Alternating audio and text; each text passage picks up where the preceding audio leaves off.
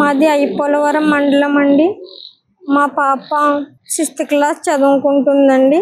అక్కడ రాయపిరెడ్డి బాబీ అని ఆయన కూడా పీటీ టీచర్ గా వర్క్ చేస్తున్నారండి. తరచూ దారిలో చాక్లెట్లు, బిస్కెట్లు ఇవన్నీ ఇచ్చేవారంటండి.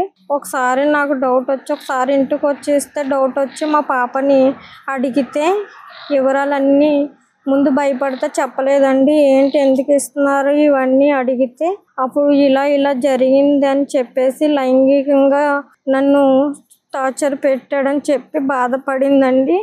అందుకని నా పాప బాధలో నాకు ఇక నేను తట్టుకోలేకపోయానండి. వెంటనే నేనైతే ఇలాగ అనుకున్నానండి, ఈ ఎదవని స్పాట్లో చంపేయాలి వెళ్ళి అన్నంత కసి నాలో పెరిగిపోయిందండి. కాకపోతే పెద్దవాళ్ళు ఉన్నారు కదా, మా అన్నయ్య వీళ్ళందరినీ ఆలోచించుకొని ఇలాగ చేసుకున్నానండి. నేను జరిగిన అన్యాయం ఇంకా వేరే పాపకి ఎవరికి జరగకూడదని, ఇటువంటి ఎదవులకి ఏ శిక్ష అయితే ఉన్నదో న్యాయవ్యాధులు అలాంటి శిక్ష వెయ్యాలని నేను కోరుకుంటున్నానండి.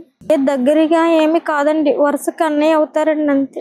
చాక్లెట్లు, బిస్కెట్లు ఇచ్చి రూమ్కి తీసుకుని వెళ్ళి ఇలా లైంగికంగా చేసినట్లు నాకు చెప్పిందండి.